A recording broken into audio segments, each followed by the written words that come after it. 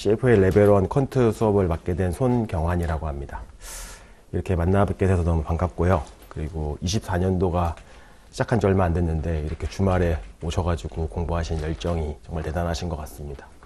그래서 올해 한 해 뭐 목표하시는 바가 여러 가지 있으시겠지만 이제 CFA 하여튼 뭐 레벨 1을 다들 응시하시는 분들이니까 최대한 잘 준비하셔가지고 원하시는 합격을 이제 뭐 하시길 기원을 드리고, 저는 CFA를 한 10년 전에 봤어요. 저는 이제 2012년도에 이제 다 합격했고, 그래서 지금은 뭐 10년 넘게 지났고, 강의는 제가 프리 CFA를 이번에 강의를 했고, 그리고 레벨 2 강의를 2번 정도 했고, 그리고 FDP라고 그 Financial Data Professional이라고 그 새롭게 생긴 국제 자격증이 있거든요. 그 자격증이 그 뭐 CFA 다루는 퀀트, 그 다음에 뭐 최근에 이제 많이 회자되고 있는 머신러닝, 뭐 딥러닝 이런 걸 다 포함해가지고 하는 자격증을 제가 21년도부터 해가지고 3년 정도 지금 이패스랑 코스피랑 같이 해서 강의하고 있고, 그리고 인공지능 박사에 지금 재학 중에 있고요. 그래서 뭐 그리고 뭐 금융권 경력도 한 9년 정도 되고, 예, 그렇습니다. 그래서 뭐 하여튼 잘 준비해가지고 최대한 이제 쉽게, 그리고 아마 이제 이 퀀트 수업을 들으시는 분들이 아무래도 이제 퀀트 쪽에 이제 비전공자이실 가능성이 크잖아요. 뭐 사실 저 같은 경우는 이제 수학을 전공했기 때문에 CFA나 뭐 FRM이나 이제 그 외에 시험 볼 때 사실 퀀트는 이제 크게 시간을 많이 할애하진 않았어요. 저 같은 경우는. 근데 이제 아무래도 이제 비전공자 분들은 조금 이제 어려울 수 있고, 그리고 이제 저는 이제 운 좋게 이제 뭐 대학교 다닐 때, 대학원 다닐 때 이거를 패스를 해가지고 공부할 때, 한창 할 때 공부했어가지고 좀 쉽게 했는데, 이게 지금 뭐 직장 생활 하시다가 다시 이제 이 확률 계산하고 통계 계산하고 이러면 이게 또 다른 게임이거든요. 그리고 회사 일도 하시면서 공부하시는 게 쉽지 않고, 분명히 이제 한번 보시고 회사 일 가서 일하시고 다시 돌아오면 뭐 공부했지? 딱 이제 이런 게 반복될 수 있을 것 같은 생각이 들거든요. 그래서 저는 이제 뭐 이런 자격증, 저도 자격증을 뭐 컬렉터 아닌 컬렉터긴 한데, 이 자격증 공부에 하여튼 이제 최고의 그 전략은, 그러니까 큰 그림을 그려놓고 절대 내용을 까먹지 않는다. 이게 이제 하나인 것 같고, 두 번째는 이제 마지막에 이제 몰아치기 할 수 있는 환경을 만들어야 된다. 왜냐면 어차피 회사 일 하시면서 공부하시면 분명 까먹으실 테니까 막판에 이제 몰아치기 하셔가지고 머릿속에 다 입력을 시켜놓고 시험장에서 뱉고 돌아서면 까먹고 뭐 상관없는 거니까, 어차피 뭐 자격증 시험이라는 게 그런 거니까. 예, 그렇고 CFA는 아마 뭐 다들 아시겠지만 뭐 그 CFA는 딱 그 완전 기본적인 지식이에요. 그래서 이제 뭐 레벨 3가 된다고 해가지고 뭐 이렇게 크게 뭐 역량이 확 올라오는 것 같지는 않고, 제가 보면 뭐 차트 홀더가 된다고 해서 뭐 그게 뭐 실무에 막 바로 적용시킨다거나 막 좀 사람이 바뀐다거나 그런 것 같지는 않고, 근데 그럼에도 불구하고 이제 기본적인 지식들은 이제 있어야지만 이제 이런 금융 쪽에서 이제 근무하실 때 이제 필요한 지식을 이제 함양시킬 수 있고, 그리고 역량을 충분히 발휘하실 수 있는 뭐 기본 지식이 되는 거기 때문에 하여튼 뭐 공부를 잘 하셔가지고 합격하시기를, 예, 기원드리겠습니다.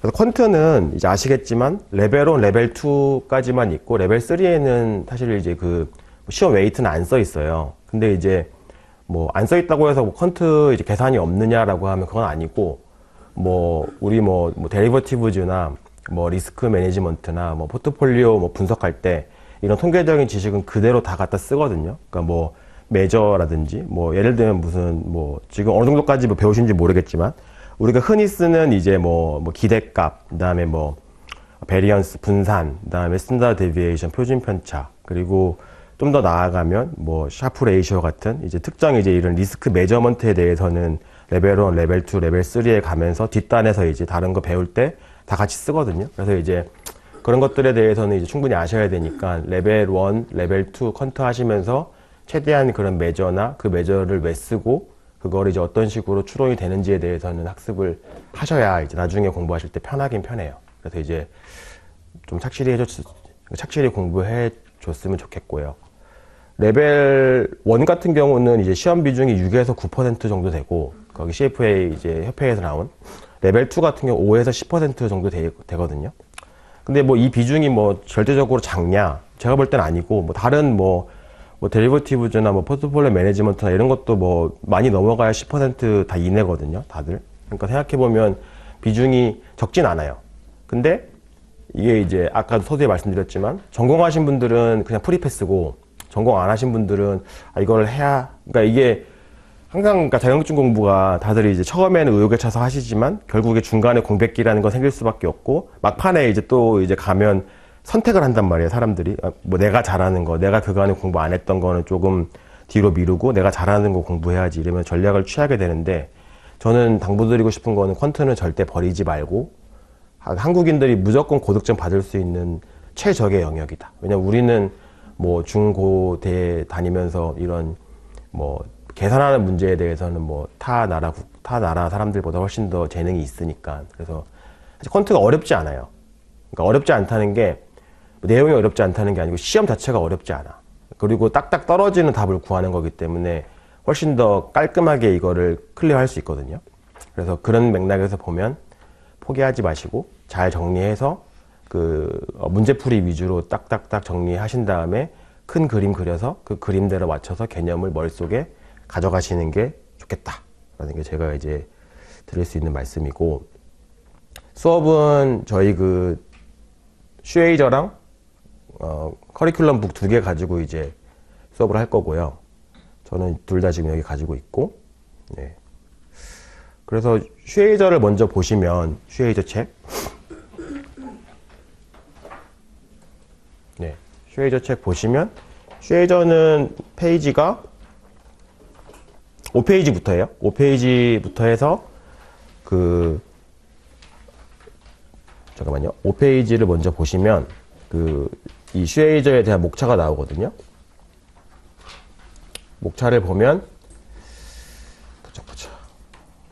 그 리딩 1, 2 같은 경우는 코퍼레이트 파이낸스 할 때 한다고 하더라고요. 그래서 이제 저는 리딩 3부터고, 리딩 3은 슈에이저 페이지 33페이지부터 쭉쭉쭉 가서 리딩 10일까지, 그 다음 장 보시면 10일까지 가면 토탈 135쪽이거든요. 그럼 뭐 기껏 해봐야 100쪽이에요. 슈에이저로 보면. 사실 100쪽은 뭐 엄청 작죠. 우리 뭐 대학교 때 뭐 예를 들면 한 과목 수업, 뭐 전공 수업 하나 듣는다고 치면 뭐 중간고사 수준도 안 되는 정도의 페이지죠. 그러니까 이제 금방 읽을 수 있는데, 그러니까 슈에이저가 너무 요약이 좀 많이 되어 있잖아요. 그리고 이제 커리큘럼 북은 좀 너무 그러니까 뭔가 불필요한 설명들이 많아서 이제 그 리딩하는 시간이 소요가 되고, 그래서 일단은 기본적으로 수업은 슈에이저로 할 건데, 슈에이저에 너무 부족한 내용이나 그 커리큘럼 북에서 조금 이제 내용을 발췌할 수 있는 부분은 최대한 발췌를 해서 제가 커리큘럼 북 몇 페이지는 다시 가서 봅시다라고 하면 그때 가서 이제 그 커리큘럼 북을 보시면 되거든요. 혹시나 커리큘럼 북이 다들 가지고 계신가요? 없으세요?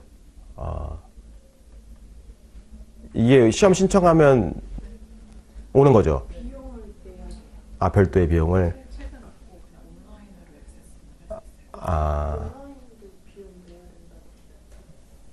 그래요? 그러면 뭐 제가 이렇게 하죠. 뭐 어차피 이제 그러면 뭐 커리큘럼 책을 뭐 이거는 사실 저작권이 있는 거니까 뭐 돈 내고 이제 사야 되는 개념이긴 한데, 그러니까 제가 이제 그 설명 드리는 그 페이지는 여기 부탁해 가지고 이제 뭐 프린트아웃 해 가지고 드리는 뭐 그런 전략으로 하는 게 좋고, 사실은 이게 그 시험을 보시면 아시겠지만 이게 그 슈에이저가 많이 빈약하긴 해요, 내용 자체가. 그래서 뭐 가장 이제 뭐 이상적인 얘기긴 하지만 커리큘럼 북으로 공부하는 게 베스트이긴 하거든요. 왜냐면 얘가 내용이나, 사실은 슈에이저는 뭐 그런 게 없어요. 뭐 이렇게 왜 이거를 배우는지에 대한 그 왜에 대한 답이 없어. 그냥 LOS 딱 나오고 답이 그냥 뚝 나와버린단 말이에요. 근데 뭐 공부하는 사람 입장에서는 이 LOS를 여기다 왜 넣었지? 뭐 이 LOS가 여기서 무슨 의미지? 이런 게 이제 궁금할 건데, 슈에이저는 그런 게 없고 그냥 바로 답이 딱 나와서 어떻게 보면 되게 딱딱한 이렇게 칸막에 쳐져 있는 이렇게 뭔가 공부를 하는 거고, 커리큘럼 북은 이제 이런 큰 흐름상에서 이제 얘가 왜 이 챕터에 이 내용이 들어가고 이게 앞에 내용이랑 무슨 내용이 연관되는지 설명이 쭉 있거든요. 그래서 권고 드리는 거는 이제 커리큘럼 북을 이제 좀 뭐 비용이 좀 들지만 구비하시는 걸 저는 권고를 드리고, 그리고 그 내용을 좀 읽어보시는 게 좋다고 보고요. 근데 이제 수업은 이제 커리로 안 하고 하여튼 슈에이저로 할 거니까 뭐 문제는 없으실 것 같고, 중간중간 필요한 사항은 말씀드렸다시피 프린트아웃 해가지고 좀 드리면 될 것 같고, 네, 그렇습니다. 커리큘럼 북이 이제 그 문제가 좋아요. 그래서 이제 그 문제를 꼭 반드시 풀어봐야 되거든요. 이게 결국에 뭐 레벨 1은 그 짧은 시간 안에 그 객관식을 많이 잘 푸는 그런 시합이기 때문에 사실 문제를 많이 풀어본 사람을 당해낼 수가 없거든요. 그래서 레벨 1 전략은 하여튼 문제 많이 풀고 이제 빠르게 접근하고, 레벨 2도 마찬가지고, 레벨 3는 좀 이제 주관식 쓰는 거니까 좀 약간 다르긴 하고, 뭐, 네, 그렇습니다. 그래서 이제 커리큘럼 북은 이제 87페이지부터 338쪽이거든요. 그래서 한 250페이지예요. 그래서 슈에이저가 100쪽인데 커리는 250쪽이니까 2.5배거든요. 그리고 글자도 훨씬 더 작고 훨씬 더 많고, 그래서 뭐 영어 잘하시니까 뭐 금방 읽으실 수 있겠지만 하여튼 내용 커리가 훨씬 많고, 그런데 수업은 하여튼 슈에이저로 할 거다라는 거고, 그리고 이 퀀트에 할당된 시간이 지금 토요일, 오늘이 이제 1월 6일이고 6일, 13일, 20일, 27일, 2월 3, 4 이렇게 해서 주말에 오늘은 3.5시간, 3.5시간, 3.5시간, 3시간 이렇게 해서 하여튼 6번 정도의 수업이 있는데, 이걸 쪼개가지고 이제 3부터 10일, 제가 써놓은 리딩 3부터 리딩 10일까지 이제 해야 되거든요. 그래서 최대한 끊어가지고 오늘은 요만큼 한번 해보고, 그 다음에 이제 그 다음번에 요만큼 하고, 그 다음번에 여기까지 하고, 그 다음에 얘가 양이 많거든요. 그 다음에 이제 얘를 따로 하고, 얘 따로 하고, 플러스는 이제 파이널 리뷰를 하는, 여기 이제 문제풀이까지. 그래서 이 이제 문제풀이 할 때는 커리큘럼 북을 이제 쓰려고요. 그래서 이때는 아마 좀 프린트아웃 해가지고 좀 나눠드려야 될 것 같은 느낌이 들고요. 근데 뭐 다른 그 토픽 수업할 때는 어떻게 했어요? 커리큘럼 북에 대한 내용은? 아예 안 했어요? 슈에이저로만? 그렇구나. 네. 뭐 각자 교수님들이 뭐 스타일이 있으신 거니까 그거는 뭐 제가 뭐 말씀드리기 어렵고, 하여튼 저는 이제 커리큘럼 북에 있는 문제를 풀어보는 게 이 학습 전략상 매우 좋거든요. 그리고 이제 이게 그러니까 문제가 예를 들면 우리가 뭐 내용을 뭔가 알아도 사실 뭐 통계는 이렇거든요. 예를 들면 뭐 평균을 구하고 분산을 구하고 뭐를 구하는 거를 단편적으로 보면 이건 누구나 할 수 있거든요. 사실 그거는 뭐 중학생이 와서 그 가르쳐주고 풀으라고 하면 푸는데, 근데 이제 이 CFA 문제는 결국에는 이제 얘네들이 원하는 바가 있잖아요. 얘네들은 하여튼 그런 뭔가 전반적인 큰 뭐 배경이 있고, 그 배경 내에 있는 뭐 플레이어들이 있을 거고, 그 플레이어들이 다 처한 상황이 있고, 뭐 예를 들면 뭐 펀드 매니저인데 이 펀드 매니저가 뭐 얼마만큼의 이제 뭔가 그 운영 자산이 있고, 그거를 뭐 포트폴리오 A 형식으로 전략 뭐 운영할 수도 있고, B 형태로 운영할 수도 있고, C 형태로 할 수 있는데, 이런 상황에서 뭐를 구하라 이렇게 나온단 말이에요. 그러다 보니까 그냥 민 구하고 베리언스 구하고 뭐 코베리언스 구하고 뭐 구하는 거를 기계적으로 잘 하시는데, 결국에 문제를 딱 들이대면 뭐지? 이거 지금 뭐 구하라는 거지? 이렇게 처하는 상황이 되게 많아요. 아마 다 그럴 거예요. 뭐 무슨 뭐 파생 계산하는 거나 뭐 아니면 뭐 좋을까?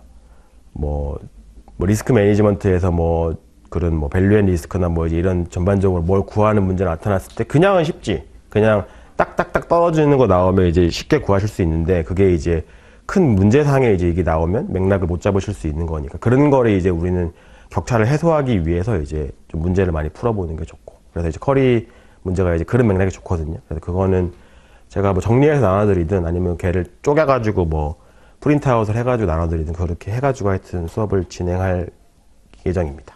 네. 그래서 제가 그래서 요거는 그 레벨 1 퀀트에서 나오는 내용을 좀 뭐 정리를 한번 해봤어요.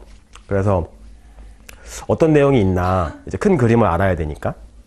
그래서 3, 4, 5 같은 경우는 약간 단편적인 좀 계산이 많아요.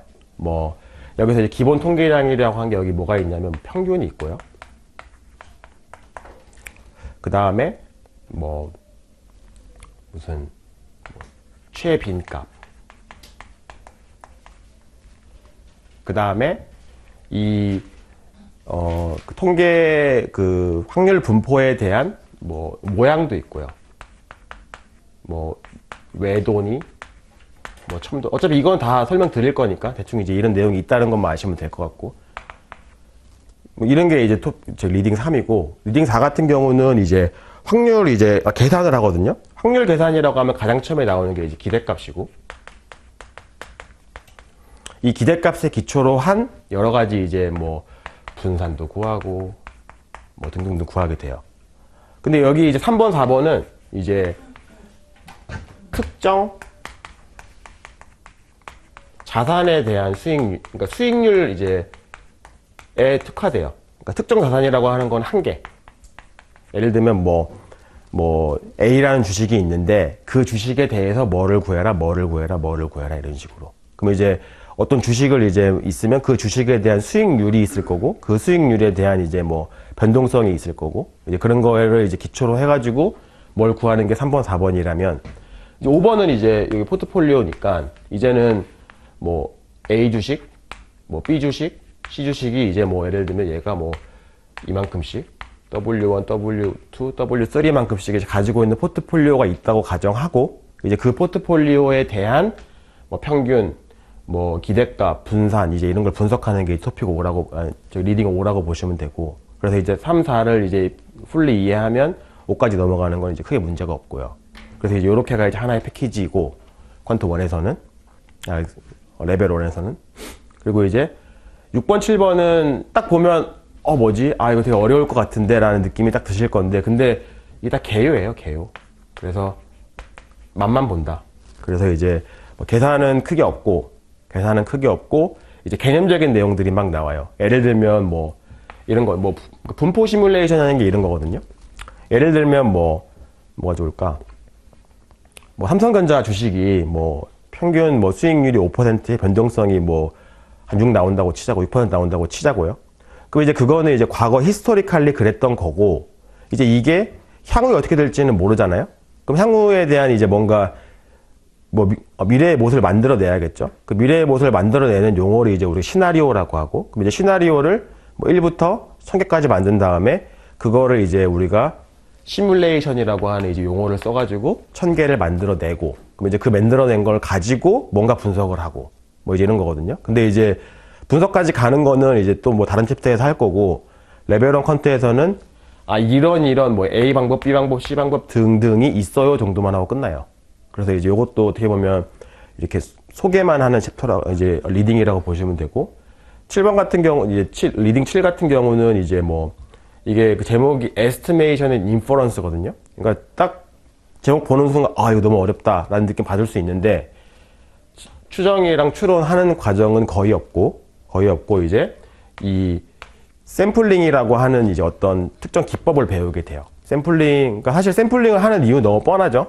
왜냐면 사실은 그러니까 통계를 배우는 이유가 이 샘플링을 잘하려고 배우는 것도 크거든요. 무슨 얘기냐면, 그러니까 우리는 항상 이제 모집단에 대해서 정보를 알고 싶은데, 그 모집단은 다 뭐 전수로 알 수는 없는 거니까 그 일부 데이터, 샘플을 가지고 이제 뭔가 모집단의 성격을 이제 알고 싶어 하는 거죠. 뭐 예를 들면 뭐 우리 뭐 선거구에서 뭐 선거 같은 거 하면 쉽죠. 그냥 모든 선거구 앞에 가서 모든 사람 전수조사하면 바로 뭐 A라는 위원이 바로 당선인지 아닌지가 바로 나오는데, 우리는 뭐 선거구가 예를 들면 뭐 10,000개가 있으면 그 중에서 뭐 1,000개를 고르고, 그 1,000개를 고른 다음에 특정 시간대랑 사람의 연령이나 이런 걸 감안해가지고 물어봐가지고 이제 이거를 에스티메이션을 하게 되고, 그 에스티메이션 한 걸 가지고 전체 그 사람이 뭐 당선될지 말지를 이제 추론을 하게 되는 거고. 그래서 이제 결국 우리가 원하는 거는 모집단 정보를 알고 싶은데, 그렇게 못하니 샘플을 가지고 모집단을 추론하고 싶다, 뭐 이런 거거든요. 그래서 이제 그런 거에 대해서 이제 뭐 기법들이 몇 개가 있겠죠. 뭐 이제 그 기법을 이제 배우게 되고, 여기까지 이제 배우게 되면 이 추론하는 이제 일반적인 절차를 배웠잖아요. 그러면 이제 우리는 이거를 검증을 해야지. 이게 추론한 결과가 맞는지 틀린지. 그럼 이제 그거를 우리가 예를 들면 뭐 A라는 사람이 뭐 당선이 될 거다라고 하는 가설을 세운다고 치면, 그 가설이 진짜로 통계적인 숫자를 봤을 때 이 가설이 맞는지 안 맞는지를 이제 우리가 검증을 하게 될 거고. 그래서 이제 이게 이제 가설 검증이고, 9번은 이제 그러니까 8번과 9번의 차이는 뭐냐면, 8번은 이제 모집단에 대해서 샘플을 가지고 내고 모집단에 대한 추론을 한 결과가 맞는지 안 맞는지 판단하는 게 이제 8번이라면, 9번은 이제 또 별도로 이제 A라는 변수랑 B라는 변수가 독립적으로 움직이느냐, 독립적으로 움직이지 않느냐를 이제 검증하는 방식이 또 있거든요. 그래서 이제 뭐 이건 이제 8번은 모집단과 샘플이라면 이제 9번은 변수 간에 이제 뭔가 관계를 검증하는 거다라고 이제 인식하시면 되고요. 그래서 이제 8번, 9번이 하나로 묶이고, 그 다음에 이제 10번이 이제 단순 그 회귀 분석이라고 해서 심플 리니어 리그레션인데, 뭐 통계나 뭐 수학이나 이런 걸 비전공자 분들이시지만 뭐 경영이나 경제 전공하신 분들은 사실 이거는 뭐 필수적으로 거의 배웠다라고 이제 보면 될 것 같고요. 그래서 이것도 단순 회귀 분석도 뭐 범위가 예를 들면 1부터 100까지 있다고 치면 얘는 한 뭐 제가 보면 한 50가지 정도만 이제 딱 배우는 것 같아요. 우리가 뭐 1부터 100까지 있다고 치면 레벨 1에서는. 그래서 크게 이제 아주 어려우시지 않을 건데, 그래도 이제 이 맥락을 이해해야 되거든요. 근데 이제 얘를 이해하려고 하면 얘네가 이제 확실하게 필요하죠. 왜냐면 기본 개념에. 왜냐면 회귀 분석 뭐 아시겠지만, 예를 들면 뭐 y는 뭐 베타 제로에 베타 1의 x면, 우리는 이제 궁금한 거는 이제 요것들, 이제 이렇게 위에다 꼭세 표시하는 거는 이제 요게 뭐 추정치라는 표시예요. 추정치. 그래서 이제 요거를 이제 우리가 읽을 때는 뭐 head of 베타 뭐 제로 이렇게 하라고 읽거든요. 그래서 이제 추정치인데, 결국에는 얘네를 이제 알고 싶은 게 이제 우리의 목적인 거고, 그러면 이게 0인지 아닌지가 또 이제 우리는 또 궁금하고, 왜냐면 이제 이게 0인지 아닌지가 중요한 게, 이게 0이라고 치면 이 회귀 분석식 자체는 의미가 없어지는 거니까, 그러면 이제 이게 0인지 아닌지를 이제 우린 또 검정을 해야 되고, 이 검정하려고 치면 8번에서 배웠던 이제 가설 검정을 가지고 와야 되고, 뭐 그렇거든요. 그래서 요 흐름을 쭉 풀리 이해해야지만 얘를 이제 완벽하게 이제 이해할 수 있고, 그리고 이제 요게 끝나면 사실 거의 끝이거든요. 사실 요런 컨셉은 그 레벨 2도 그 작년도에 저가 이제 강의했었는데, 작년도에 처음으로 이제 이 빅데이터라고 하는 이제 그 리딩이 생기면서 요 내용이 막 들어왔어요. 왜냐면 뭐 최근에 뭐 챗GPT니 뭐 이제 이런 게 워낙 잘 되니까, 뭐 금융 쪽, 사실 금융 쪽에서도 그러니까 제가 느끼는 거는 요즘 뭐 신입으로 들어가시는 분들도 그렇고 뭐 경력으로 일하시는 분들도 요즘 제가 보면 이렇게 프로그래밍에 대한 엄청난 욕망들을 다들 가지고 계세요. 왜냐면 하고 나면 너무 효율적으로 일할 수 있는 거니까. 그러니까 저는 이제 인공지능을 이제 전공하고 있으니까 뭐 파이썬을 뭐 많이 쓰는데, 사실 파이썬 쓰면 너무 좋거든요. 뭐 그냥, 그러니까 옛날에 이제 뭐 저도 금융회사에서 이제 일할 때는 뭐 엑셀 가지고 막 노가다 하던 거를 이제는 뭐 그냥 뭐 한 방에 되는 거죠. 한 큐에. 근데 이제 그게 뭐 학습, 그러니까 우리가 그거를 이제 그러니까 무언가를 배울 때 이제 걸리는 시간을 이제 러닝 커브라고 하는데, 그러니까 러닝 커브가 생각보다 높지 않아요. 제가 보면 생각보다. 그러니까 좀 이제 그러니까 의지를 가지고 하면 금방 하죠. 그래서 이제 이런 파이썬에 대한 의지도 커지고, 그리고 웬만한 요즘에 뭐 애널리스트 하는 뭐 RA 친구들 보면 이제 그런 친구들은 프로그래밍 엄청 잘하거든요. 걔네들은 이제 하는 게 맨날 뭐 데이터 분석이나 뭐 그런 대용량 데이터 가져와서 뭐 분석하고 뭐 결과 내고 그런 걔네 일이니까. 그러니까 엄청 잘하고. 그래서 그 외에 뭐 펀드 매니저들도 그렇고 뭐 그 외에 뭐 금융권에서 일하시는 데이터 분석하시는 분들은 뭐 너무나 잘하시고, 이제 그 외의 분들도 이제 이거에 대한 욕망은 있으신 것 같고, 이제 그런 맥락에서 보면 이제 CFA도 요 빅데이터 분석에 대한 이제 뭔가 필요성을 느낀 것 같고, 이제 그러다 보니까 얘를 레벨 1에다가도 얘를 하나 넣고, 레벨 2에다가는 좀 더 이제 어드밴스 된 걸 넣고. 근데 이제 여기서 어드밴스드라고 해서 막 그게 엄청 어렵냐? 이거 아니고, 예를 들면 이것도 이제 예를 들어 빅데이터 분석이 1부터 한 100까지 있다고 치면 얘는 한 제가 볼 때 한 5 정도고 얘는 한 10 정도예요. 그러니까 이제 여기 뭐 100까지 가려고 하면 여기 이제 90이 남아 있는 거죠, 이제. 그래서 뭐 코딩을 배우는 것도 아니고 뭐 그런 뭐 예를 들면 뭐 그런 뭐 기계학습이나 뭐 머신러닝이나 뭐 딥러닝이나 이제 이런 거에 대해서 그냥 간략하게 소개 정도 하고 뭐 그런 거거든요. 그래서 레벨 1의 요 빅데이터 개요는 굉장히 간단하게 이제 빅데이터에 대한 이제 내용을 다룬다라고 보시면 돼요. 그래서 요게 이제 레벨 1 다거든요. 그래서 이제 이건 뭐냐? 이거는 그러니까 기본적으로 우리가 이제 통계 분석이라고 하면 이게 딱 기본 메커니즘이에요. 데이터가 그러니까 원래는 이거 아니지. 원래는 데이터를 뭘 찾을지를 생각을 해야 되고, 걔를 이제 우리가 데이터를 모아서 우리가 원하는 방식으로 얘를 이제 전처리라고 하는데 우리가 그거를 뭐 데이터를 클렌징도 해야 되고 데이터를 우리 형태로 맞춰서 그것도 맞춤형으로 만들어야 되고 뭐 아웃라이언 날려야 되고 뭐 등등등 뭐 과정이 있지만 그 데이터가 있다라고 가정하고 그 데이터가 주어진 상황에서 이 데이터를 봐야지 어떻게 됐는지 이제 우리 1차원적인 어널리시스를 해야 되고요. 이제 어널리시스가 되면 이 데이터가 쓸모가 있는지 없는지를 이제 우리가 알게 되고 그럼 이제 그 쓸모가 있다라고 판단이 들면 그 데이터를 가지고 우리가 어떤 목적의식을 가지고 이제 모델링을 해야죠. 뭐 예를 들면 뭐가 좋을까? 사실은 뭐 주식이나 이런 거 예측하는 모델은 뭐 그런 정확도가 떨어지기 때문에 뭐 그런 모델링보다는 뭐 다른 예를 들면 뭐 금융사에서 뭐 마케팅하는 부서에서 뭐 자기네 그 회사에 뭔가 맞춤형 그 고객들을 뭐 분류할 때 뭐 그런 거 할 때 이제 이런 모델링 할 수 있거든요. 뭐 고객들 데이터 쭉 가지고 와가지고 특성값 쭉 가지고 와서 뭐 어떤 모델 뭐 A라는 모델을 써가지고 뭐 그런 고객들이 우리가 어떤 프로모션을 할 때 핏하는지 핏하지 않는지 뭐 등등등 이제 이런 거를 모델링 할 수 있는 거지. 모델링 했다고 끝나는 게 아니고 그럼 이제 모델링을 하면 이 모델이 맞는지 안 맞는지 이밸류에이션을 해야 되거든요. 이거에 대해서 이게 맞는지 안 맞는지. 그럼 이제 이게 돌면 계속 루프가 도는 거예요. 이렇게 이게 틀리면 다시 와서 다시 보고 다시 하고. 사실 마지막 단에는 이제 뭐가 있냐면 디플로이먼트가 있는 거죠. 갖다 쓰는 거. 실제 이제 그 비즈니스에 갖다 쓰는 거까지 있는 거고. 그런데 우리 이제 CFA에서 이제 배우는 건 뭐냐면 딱 요만큼 한정돼요. 제가 지금 노란색으로 지금 박스 쳐놓은 요 부분에 딱 포함되거든요. 요만큼. 그래서 말씀드렸다시피 이제 원래 데이터도 뭐가 많아요. 데이터 앞에 뭐 전처리도 필요하고 뭐 데이터에 대해서 뭐 어떤 식으로 할지에 대해서 뭔가 해야 되고 한데 그건 없고 데이터는 무조건 기분이고 얘는 주어진다는 가정하에 이제 이 데이터에 대해서 이제 분석을 하는데 분석하는 방식도 이제 이거는 제가 그냥 쓴 거예요. 이게 뭐 통계학적으로 뭐 의미 있는 이건 아닌 것 같고 제가 이제 고민을 좀 하다 보니까 저기 지금 리딩 3부터 12를 어떤 식으로 분리해드리면 조금 직관력을 가질 수 있을까 해서 제가 이제 요거는 제가 분류한 거고 그래서 이제 어널리시스는 크게 두 가지가 있어요. 이런 식으로 디스크립티브한 거랑 그다음에 인퍼런셜한 거 두 개가 있거든요. 그러니까 디스크립티브하다라는 건 뭐냐면 이제 뭔가 묘사적인 이제 분석이어서 이거를 그냥 흔히 얘기해서 시각화라고 해요. 시각화.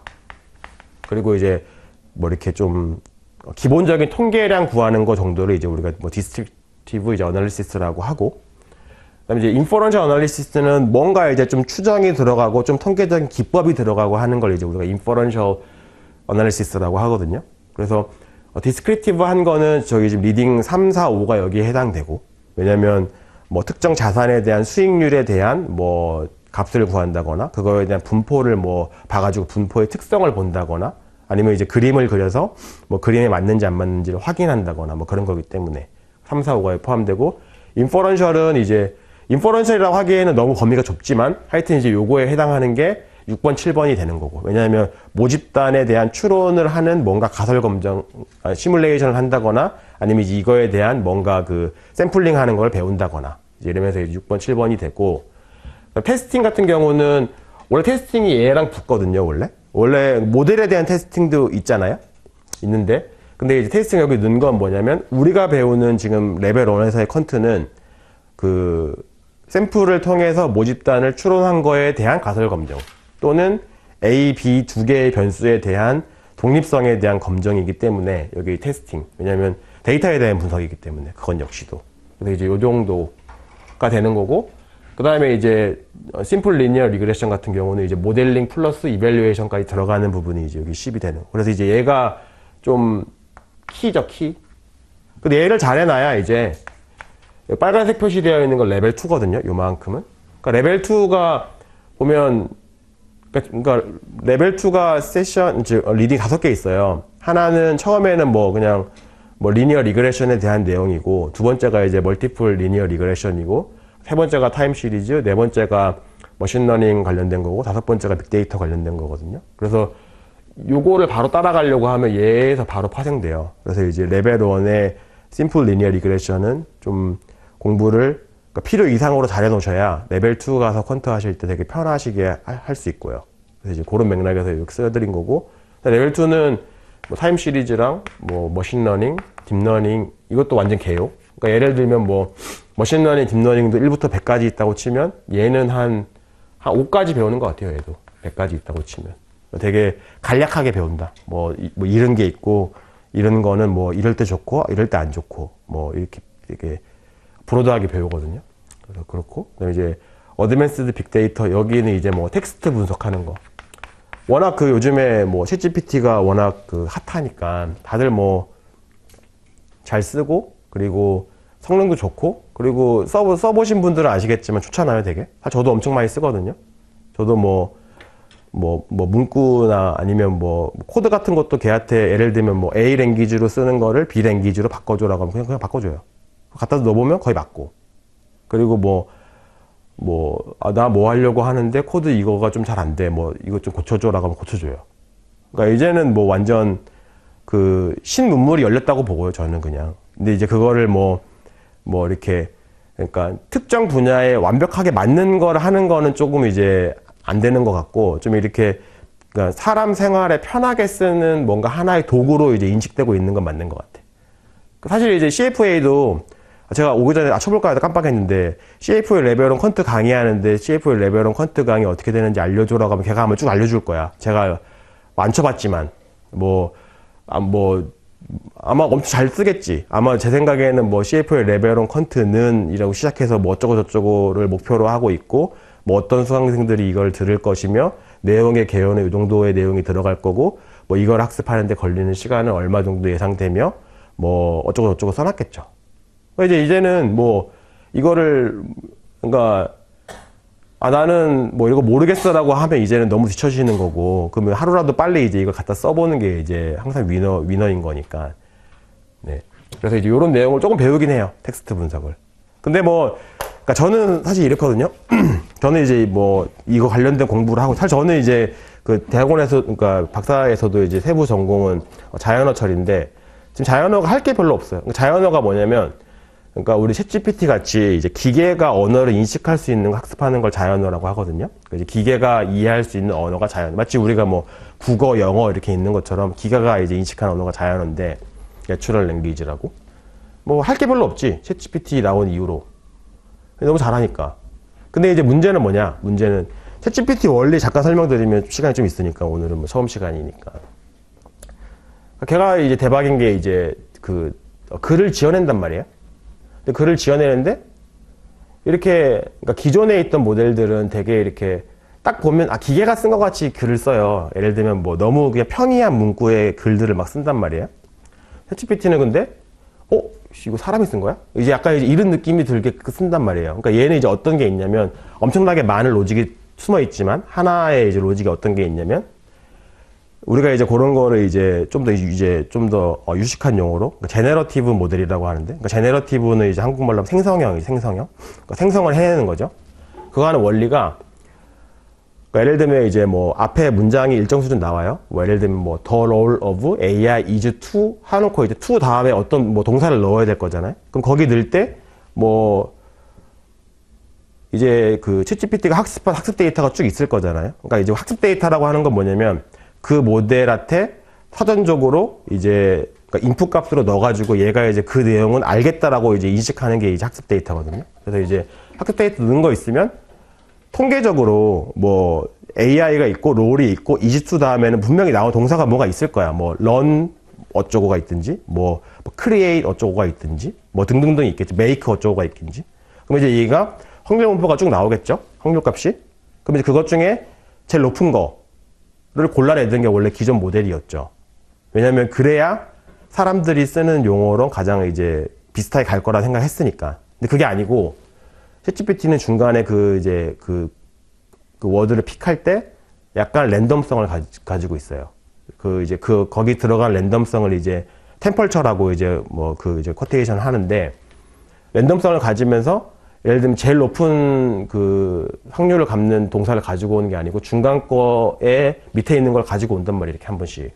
그러니까 사람들이 이거 뭐 사실 우리가 뭐 예를 들면 뭐 신문지 보면 신문은 너무 똑같은데 소설 같은 거 보면 좋은 게 그 작가가 쓰는 뭔가 그런 특이한 문체들이 있잖아요. 근데 그런 문체들을 보면 처음에는 그러니까 되게 신선하잖아요. 그냥 이제. 그러니까 이제 그 신선함을 주는 거죠. 얘는 그런 식으로 약간의 그런 랜덤리스를 가미함으로써. 그러니까 이제 그런 것들이 이제 여기 숨어가지고 이제 만들어내는 거거든요. 그러니까 되게 신기하죠.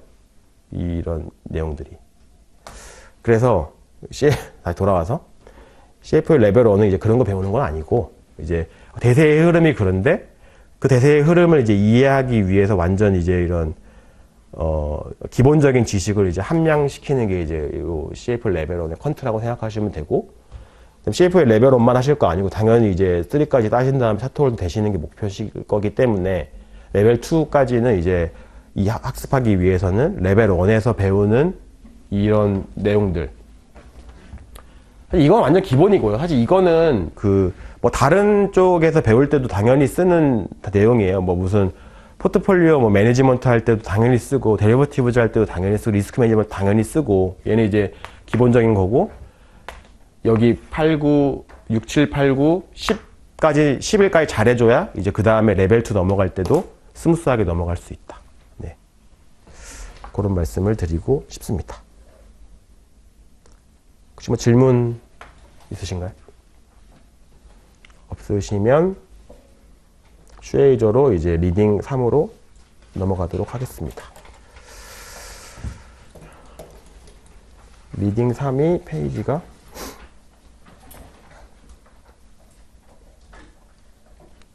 페이지는 33페이지고요. 그래서 이 레벨 1에 있는 퀀트에 있는 그 리딩들 내에 LOS가 몇 개 없어요. LOS가 많아봐야 6개, 뭐 적으면 3개 뭐 이렇거든요. 그래서 제가 공부하시기는 이제 엄청 편하죠. 왜냐면 몇 개 없으니까.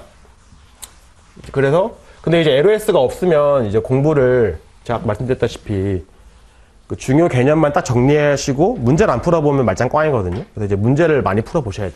그래서 이제 그게 하여튼 핵심이다라고 생각하시면 되고요.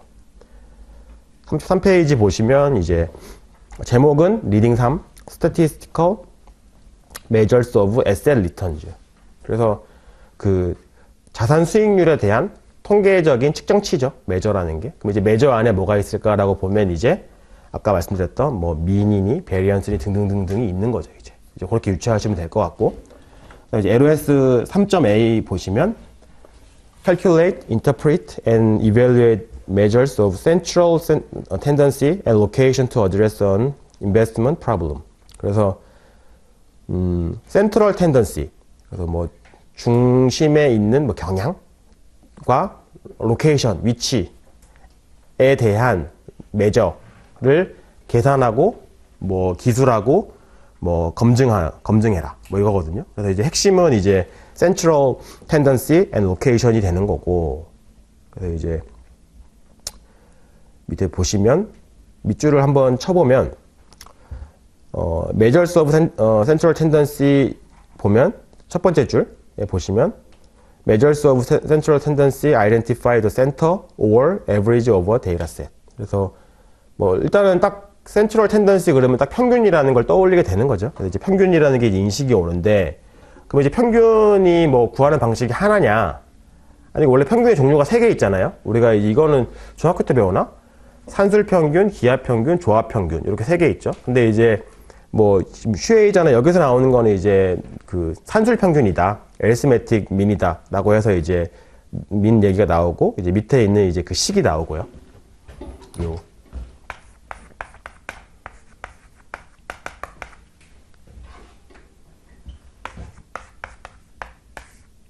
그래서 요 시그마에 대해서 이제 좀 이제 친숙해지셔야 되고요. 수학이나 이런 전공 안 하시는 분들은 시그마를 저도 날림 썼는데 여기 이렇게 돼요.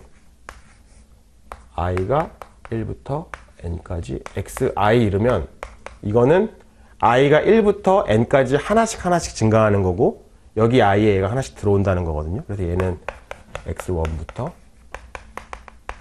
이렇게 되는 거다 라고 보시면 되고요. 그래서 이제 산술 평균은 다 더한 거를 n개로 나눕니다 라는 거고, 이제 그 밑에 식 밑에 보면 the median is the midpoint of the dataset. 그래서 이제 median이라는 게 나오고 median은 중앙값.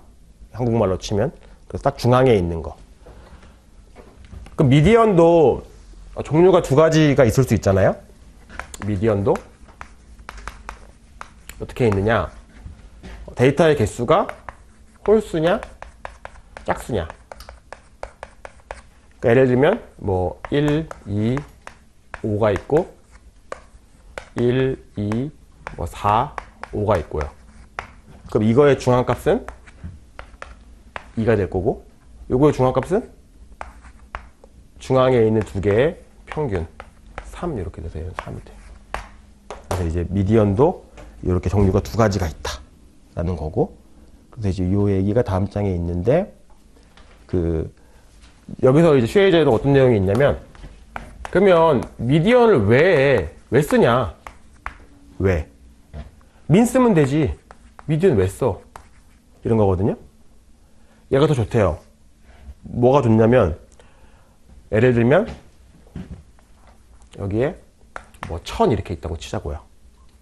그러면 이걸 예를 들면 민을 하면 얼마가 되냐면 3분의 뭐 103 이렇게 되죠. 사실 그러면 이 데이터에 대한 우리가 이제 이렇게 뭐 그러니까 어떤 이제 매저라고 하는 게, 매저는 중요한 게 그러니까 데이터를 대표할 수 있는 값이어야 되는 거거든요. 그러니까 통상 이제 우리가 뭐 회사에서 일하시면 아시겠지만 뭐 데이터가 뭐가 엄청 많아서 이제 이거를 이제 윗분들은 그러니까 이거를 이거를 좀 보기 좋게 좀 뭔가 정리해와라는 이제 미션을 주실 거고, 그러면 그걸 일단 가져간다고 치면 이 데이터 뭐가 중요해라고 물어보면 이거는 뭐가 어떻고 뭐가 어떻습니다 이렇게 해야 끝나는 거지. 가서 이거는 말이죠. 이렇게 됐을 때 이렇게 되고요. 그러니까 이렇게 되면 이제 아웃인 거죠. 그럼 생각해보면 여기서 말한 매저라고 하는 거는 우리가 가지고 있는 데이터를 한마디로 얘기했을 때 딱 맞는 이제 그런 걸 이제 원하는 거거든요. 근데 이런 데이터는 민을 쓰면 이상하잖아요. 왜냐면 지금 두 개 다가 굉장히 작고 굉장히 큰 값인데 평균은 이 지금 1000에 가까운 여기 어딘가 써 있을 거고 대표성이 떨어지는 거죠. 뭐 그렇다고 해서 얘가 이제 민이 2인 게 이제 뭔가 뭐 대표성이 있냐 이러면 좀 이제 뭐 그렇긴 하지만, 이제 이 미디언 같은 경우는 이런 아웃라이어, 우리가 가지고 있는 데이터 대비로 많이 크거나 많이 작은 걸 이제 우리가 아웃라이어라고 하는데, 그 아웃라이어의 less sensitive예요.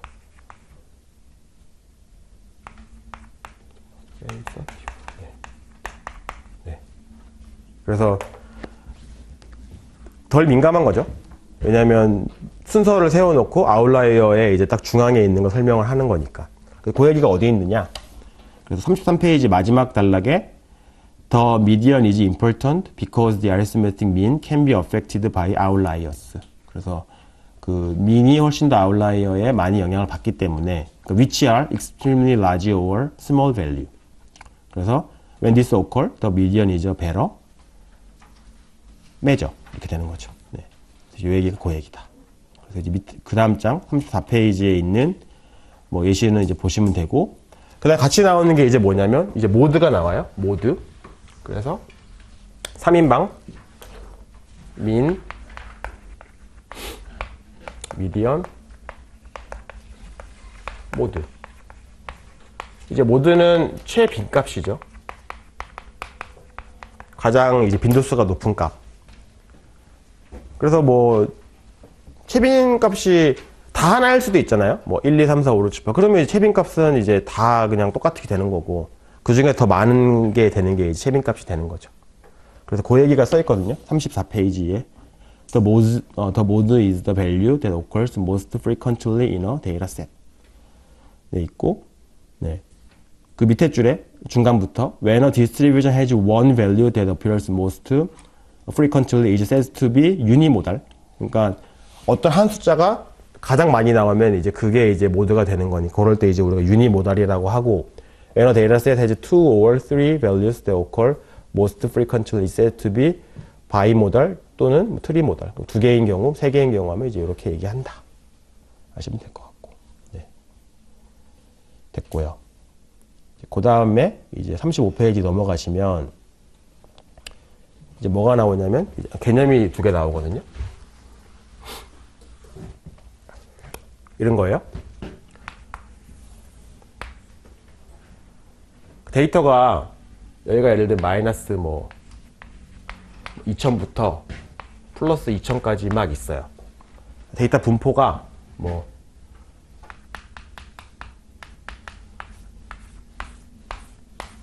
동네 이렇게 되는 거니까 이렇게 돼요. 근데 우리는 사실은 얘를 끊어 설명하자. 얘가 거의 없고 좀 쓸까? 거의 없는 거. 이렇게 쓰면 이런 데이터에 대해서 이 부분과 이 부분을 어떻게 하고 싶단 말이에요. 왜냐면 불필요하게 너무 크고 불필요하게 너무 작으면 뭔가 우리가 지금 생각하는 이 민을 계산한다고 했을 때 뭔가 얘네가 영향을 많이 주잖아요. 이제 그러다 보니까 방법이 크게 세 가지가 있는 거예요. 하나는 뭐냐? 그냥 내비둔다. 그냥 다 씀. 2번 일부를 지운다. 지움. 3번은 이 일부를 특정 값으로 대체한다. 이게 있거든요. 그래서 첫 번째 그냥 쓰는 거는 그냥 민이고요. 요 이제 두 번째 있는 일부를 지우는 게 뭐냐면 트림드 민 이렇게 되고 그 다음에 이제 얘는 윈저라이즈드 민이라고 해요. 그럼 얘는 뭐냐? 일부를 지우는데 이 일부를 어떻게 고르냐? 라고 해보면 예를 들면 하위 1%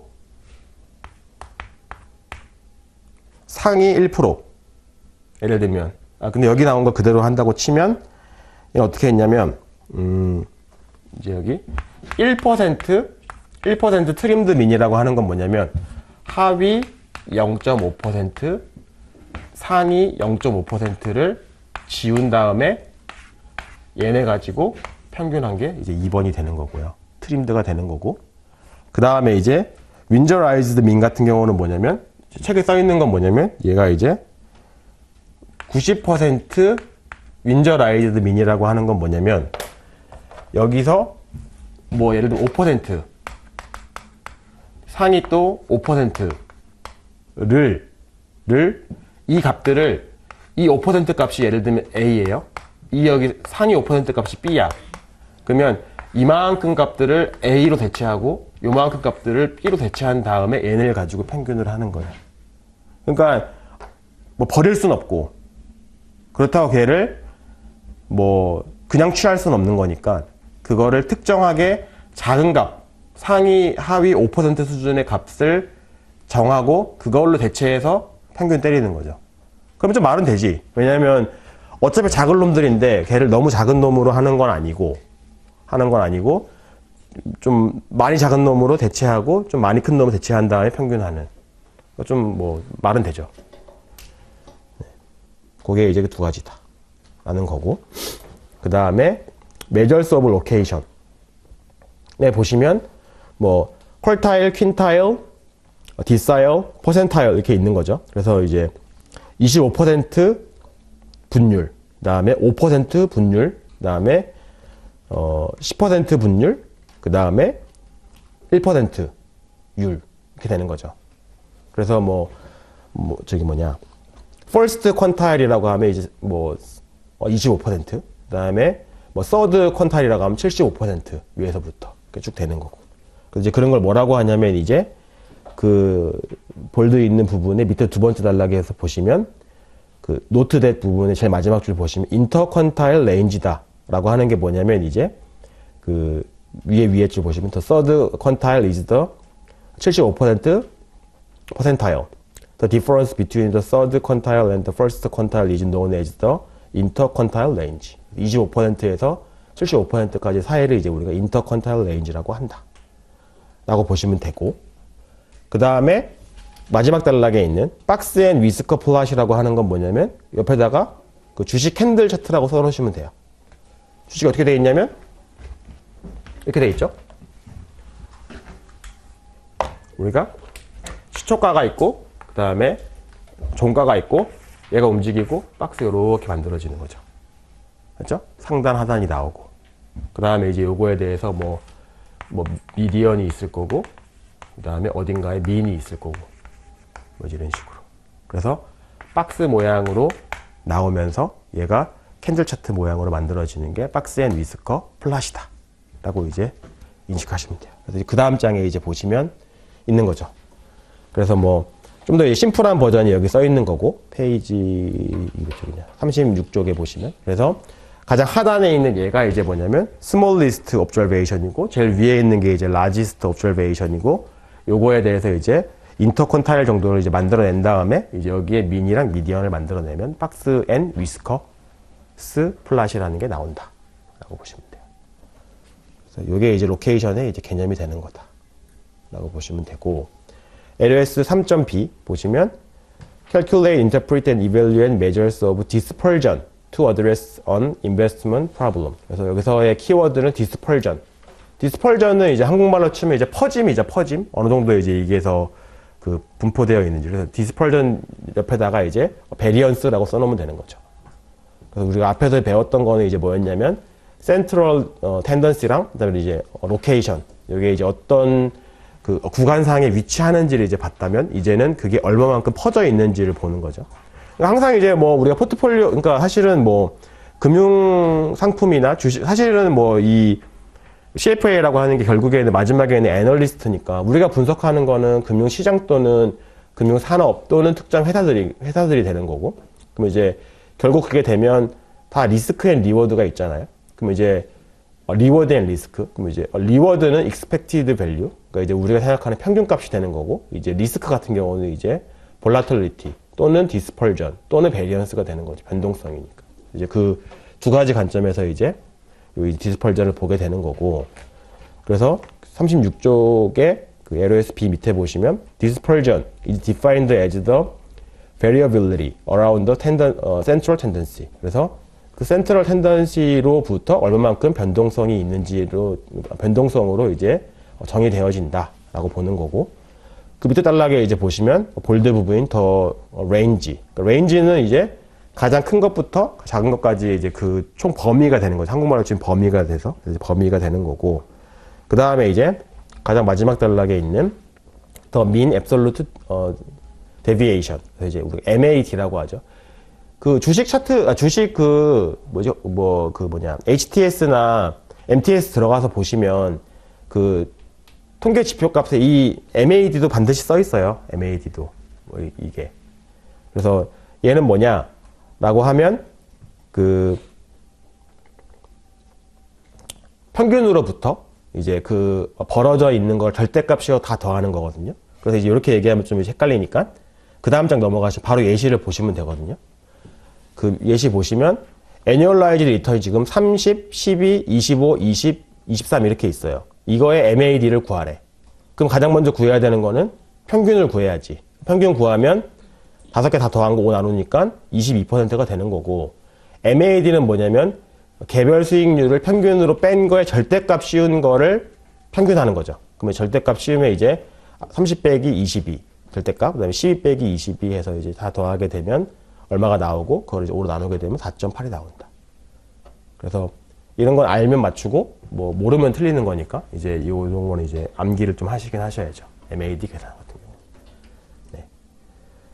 이제 그렇고, 밑에는 이제 샘플 베리언스. 우리가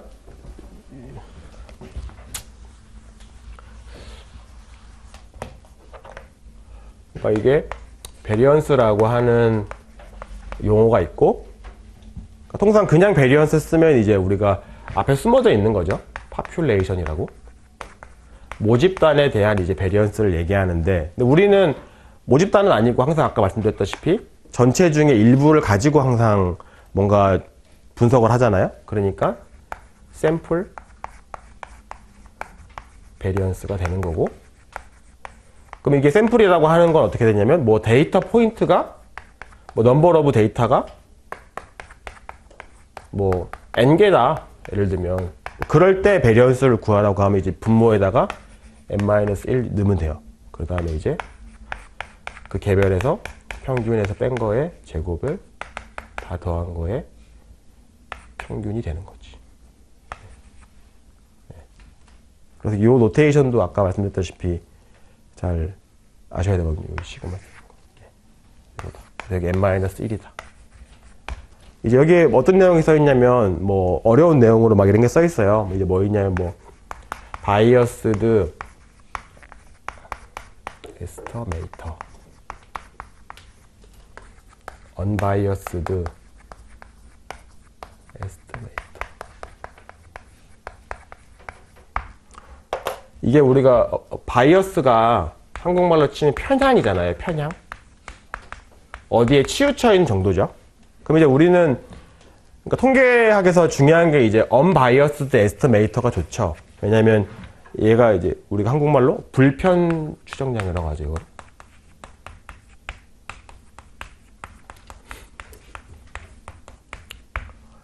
그래서 뭐 결론은 뭐냐?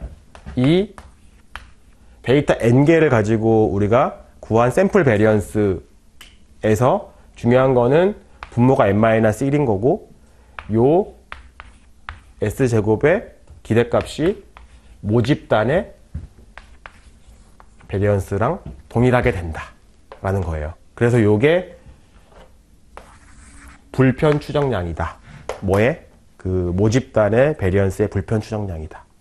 그래서 이게 통계학적 얘기니까 뭐 이 정도까지만 이해하시면 되고, 그냥 어떻게 이해하시면 되냐면, 아, 샘플이 주어져서 베리언스를 구하라고 하면 n-1로 하는 게 맞다. 왜냐면 n을 넣게 되면 이게 n을 넣게 되면 분모가 더 커지는 거니까, 분모가 더 크면 이 값이 더 작아질 거잖아요. 그래서 분산을 작게 예측하는 효과를 가지게 돼요. 근데 이제 우리는 분석하는 입장에서 분산이 작으면 무조건 뭐 위험성이 떨어진다고 판단하는 거니까 오판하게 되거든요. 그러니까 얘를 아마 이제 이런 내용들이 이제 뒷단에 우리 뭐 리스크 매니지먼트나 뭐 그런 뭔가 다른 뭐 밸류에이션이나 이런 거 할 때 이런 얘기가 나올 거거든요. 이런 내용이. 그래서 추정량이 생각보다 작아지면 안 좋고, 통상 근데 이제 우리가 생각하는 이 베리언스, 변동성에 대한 추정량이 작아지면 안 좋아. 왜냐면 리스크 량 자체를 작게 예측하는 거기 때문에 그거를 이제 오판할 수 있거든요. 이제 그런 맥락에서 이제 이런 내용들이 나오는 거라고 보시면 돼요. 그래서 이제 그 얘기가 거기 써 있거든요. 그래서 어떻게 돼 있냐면, 빠르게 한번 읽어보면,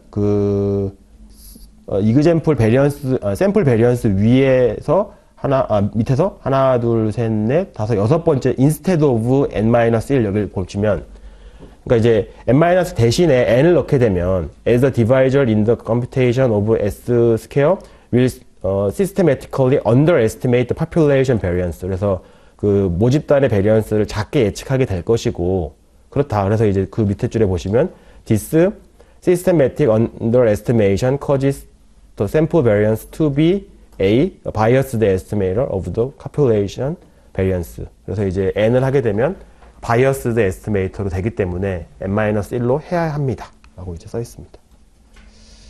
네. 그렇고.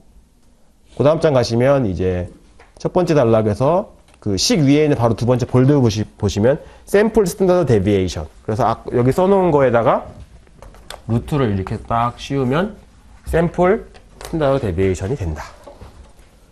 라는 거고요. 이제 그리고 또 다른 메저로 뭐가 있냐면, 그 이제 이그젠플 밑에 보시면 그 볼드 부분에 보시면 coefficient of variation이라고 있어요. CV. 그 38페이지에 이그젠플의 첫 번째 단락의 제일 마지막 줄에 CV. CV는 뭐냐? 그 밑에 식이 있죠? 식 보면 average value of x 분의 standard deviation of x예요. 그럼 딱 보는 순간 어떤 느낌이 받냐면, 밑에는, 그러니까 이거를 다 주식으로 생각하세요. 그냥 주식으로. 그럼 밑에는 수익률이요, 위에는 변동성이다. 그럼 이게 커. 그러면 수익률 대비 변동성이 큰 거죠. 그럼 당연히 안 좋지. 수익률이 큰데 변동성이 적은 게 좋죠. 그럼 얘는 뭐냐면 상호 간에 비교할 때 써. 그래서 이제 그렇기 때문에 그 이제 CV 볼드 있는 거에 바로 위에 줄에 보면 렐러티브 디스펄전이라고 되어 있죠. 그러니까 얘는 상대적인 뭐 퍼짐 정도야. 그래서 이제 요거는 포트폴리오든 아니면 이제 개별 주식들 간에 비교할 때 쓴다. 그 이제 머릿속에 넣는 거는 CV가 작으면 작을수록 더 안전한 선택이네. 왜냐면 수익률은 더 크고 상대적으로 크고 변동성은 작은 거니까. 그래서 그 얘기가 그 다음 장에 이제 있어요. 그래서 이제 그 다음 장에 이그젬플을 빠르게 앤서만 보시면 CV에 T빌이 있고 그다음에 CV에 S&P 500이 있어요. 딱 봤더니 T빌이 T빌이 1.449, CV S&P 500이 6.70이야. 그러면 합리적인 의사결정을 하는 투자자라고 치면 T빌에 투자하는 게 맞지. 근데 뭐 그렇진 않죠. 왜냐면 우리는 이제 수익률을 따라가는 게 그거니까. 근데 이제 시험 목적으로는 CV 관점에서 그 coefficient of variation 관점에서는 이제 그 lower CV가 더 베러다. 이제 그 얘기가 되는 거고. 이제 그 다음에 그 다음 보는 거는 뭐냐면 다운사이드 리스크. 그 어디냐? 39쪽에 이그젬플 밑에 프로페서 노트 밑에 단락에 바로 제일 밑에 줄에 보면 다운사이드 리스크. 뭐냐면 이거는 밑으로 더 빠질 거에 대한 위험이 되는 거죠. 그러니까 더 이제 안 좋아질 거에 대한 리스크. 그래서 어떻게 계산하냐? 그 밑에 있는 얘는 좀 식이 틀렸어요. 식이 이게 그 루트가 크게 붙어야 돼요. 그러니까 지금 n분의 1은 안 붙어 있잖아요. 여기.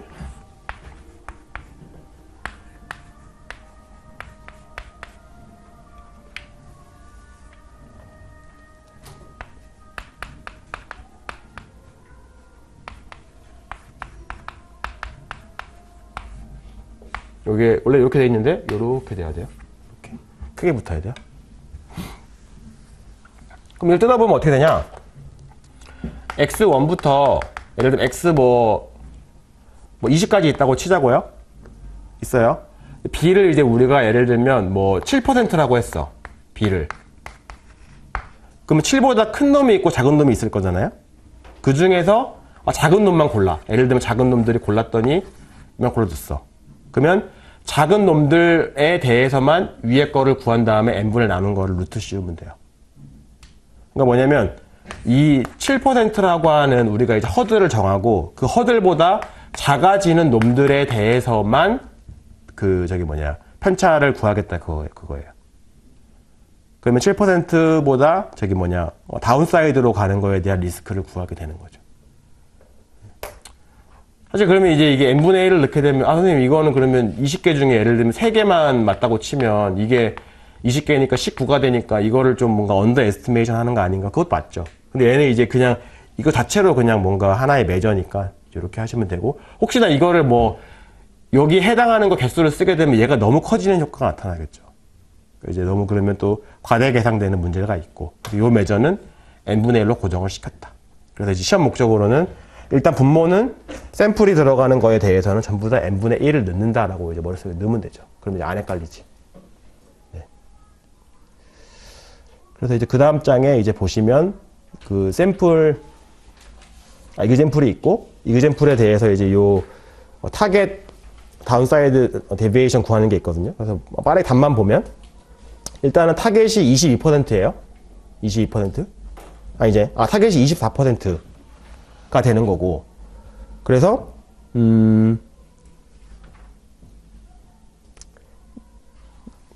가장 오른쪽만 보면 되겠네. 우리는 지금 저기만 구하는 거니까.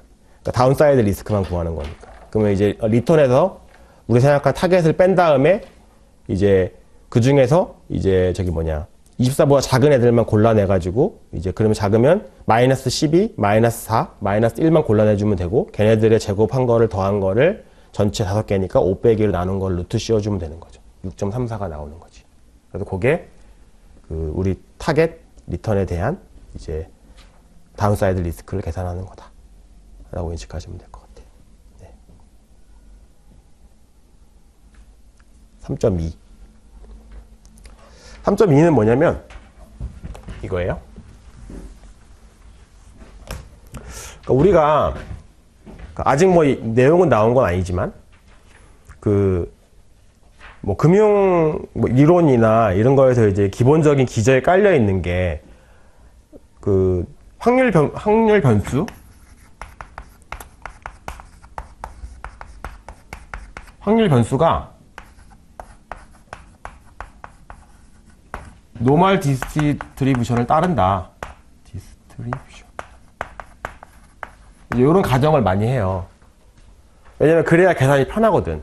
그리고 노멀 디스트리뷰션은 그냥 일반적으로 잘 맞거든요. 우리 실생활에. 예를 들면 우리 뭐 전국에 있는 모든 뭐 고3 수험생들의 뭐 신장이나 몸무게를 계산한다고 치면 다 계산해보면 결국에 이렇게 나올 거거든.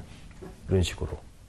그리고 주식 수익률도 코스피 200에 있는 모든 주가 주식 가지고 오고 걔네들의 월간 수익률을 다 계산한 다음에 얘를 이제 만들어 보면 거의 이렇게 안 될 수도 있겠지만 코스피는 워낙 그게 바이어스가 크기 때문에 S&P 500에 있는 걸 가지고 온다고 치면 거기도 바이어스 좀 있겠다. 다우존스가 가져온다고 치면 이렇게 될 것 같거든요. 제 생각에 될 것 같거든요.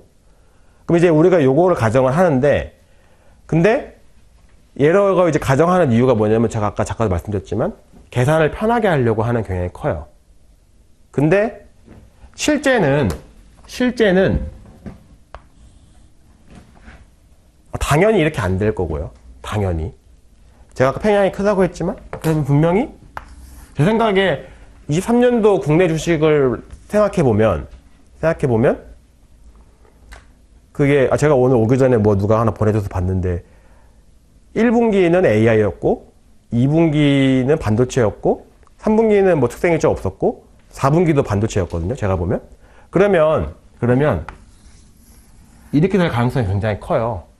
그냥 일부 주식만 수익률이 월등히 좋고 대부분의 주식이 수익률이 안 좋을 수 있어. 예를 들면 근데 우리는 워낙 반도체나 삼전이나 하이닉스가 우리 증시에 차지하는 비중이 크기 때문에 그런데 하여튼 그냥 개별 종목 단위로 생각해서 본다고 치면 이렇게 가능성 크거든요.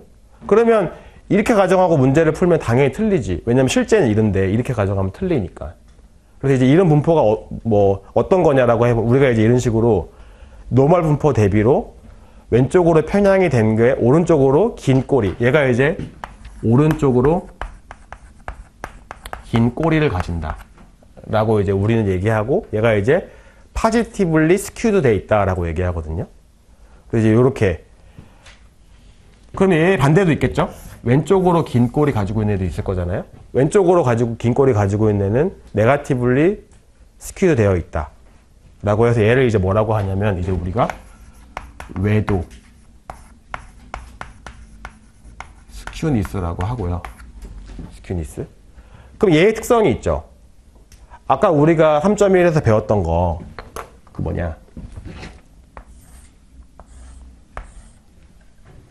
이게 어떻게 될까요? 지금 요게 의미하는 게 뭐가 될까요? 가장 많으니까. 그렇죠. 모두 최빈이니까. 그리고 여기가 이제 중앙값이 올 거고 여기에 이제 평균이 여기라고 할게요. 평균이 민 이렇게 될 거야. 그래서 얘가 이제 모양이 positively skewed 된 모양이에요. 그래서 얘를 이제 오른쪽으로 긴 꼬리다. 그래서 이제 오른쪽은 포지티브, 왼쪽은 네거티브. 이제 이렇게 이제 머릿속에 넣으시면 되고 이렇게 되면 모드, 미디언, 민 이런 순서로 가지게 된다. 그 반대 얘는 이름이 네거티브리 스큐드 된 거고 당연히 반대로 써지겠죠. 그러면 민, 미디언, 모드 이제 이렇게 될 거야. 이제 이런 순서로 가게 된다. 라는 거고 이게 이제 그 매도에 대한 개념이고 다시 돌아와서 노멀 분포로 그리고 통상 이거가 어디 나오냐면 그 리스크 매니지먼트 할 때 이 얘기도 나와요. 뭐 얘기가 나오냐면 그 대부분의 금융 상품들이 이런 식으로 꼬리를 가질 수 있어요. 한국 시장은 워낙 왜곡되어 있는 시장이니까. 근데 이제 미국이나 이런 데는 되게 그 정보가 잘 흘러 들어가서 가격이 잘 되잖아요. 근데 한국은 좋은 정보가 떠도 주가가 빠지는 경우도 많고 뭐 악재가 뜨면 오르는 경우도 있고. 그러니까 우리는 뭐 그 마법의 용어인 선반영이라는 얘기를 많이 하는데, 근데 이제 미국 시장은 뭐 그렇진 않으니까. 근데 이제 미국 시장도 이제 이 주가 데이터를 쭉 분석해 보면 어떻게 돼 있냐면 뭐 이렇게 되는 경향이 크대요. 그러니까 중앙에 많이 몰리고, 그리고 극단치에 있는 게 노멀 분포보다 더 많아. 그래서 이제 우리가 얘를 용어로 뭐라고 하냐면 패테일드라고 해요. 패테일드. 그러니까 꼬리가 두꺼워. 그럼 이제 이거의 반대가 있겠죠. 뭐 thin-sailled도 있겠죠. thin-tailed. 요렇게 되는. 얘는 이제 thin-tailed. 그래서 이제 얘를 용어를 그러니까 뭐 이런 식으로 중앙에 피크되고 꼬리에 대한 이제 이런 얘기를 할 때 이제 우리가 얘를 이제 컬토시스라고 해서 첨도라고 해요. 그래서 첨도, 첨. 네. 그래서 외도는 치우침을 얘기하는 거고, 이 첨도는 중앙의 픽 정도랑 그 양 극단값에 대한 이제 그 꼬리에 대한 얘기를 하는 거고. 그래서 요걸 얘기하는 게 있어요, 용어가. 요건 슈에이즈 보면서 설명드릴게요. 저도 뭐 렙토모시스인가 뭔가 그건데, 하여튼 뭐 요거는 보면 될 것 같고. 네. 요 두 가지 개념 가지시고 다시 돌아와가지고 요까지만 하고 좀 쉬었다 할게요. 그래서 LOS 3.C 뭐냐면 Interpret and Evaluate Measures of Skewness and Kurtosis to Address as Investment Problem. 그래서 스큐니스와 컬토시스 두 개를 알아야 되는데 위에다가 외도, 첨도라고 쓰면 될 것 같고요. 그래서 이제 외도는 이제 그 치우침 정도고 컬토시스는 픽되는 정도랑 꼬리에 대한 얘기다라고 보시면 되고. 그래서 두 번째 단락에 스큐니스 or skew refers to the extent to which a distribution is not symmetrical. 그러니까 symmetrical은 이제 대칭이니까 대칭이 안 되는 거에 대한 내용인데 요거가 두 가지가 있다. 밑에 보시면 positively skewed랑 negatively skewed. 그래서 positively는 뭐냐면 오른쪽으로 꼬리가 긴 게 positive고 그다음에 이제 왼쪽으로 꼬리가 긴 게 negative다. 그래서 그냥 하나만 외워주면 돼. 사실 이게 지금이야 공부하시다가 이해하시겠지만 나중에 막 다른 거 공부 다 하시고 나중에 보면 기억이 안 날 수 있거든요. 그래서 그냥 positive를 그냥 이거 그려놓고 그냥 이렇게 오른쪽으로 쭉 근다 생각하고 이 positive다 이렇게 생각하시면 돼요. 반대는 negative다. 이렇게. 그래서 이거에 대한 모드, 미디언, 민에 대한 내용이 쭉 설명이 되어 있고요. 이건 제가 써드렸으니까 됐고.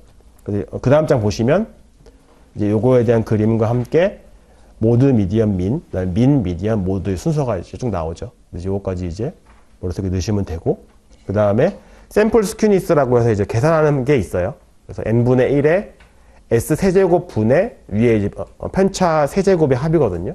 얘도 그래서 공식이 있다라는 거 이제 알아두시면 되고. 네.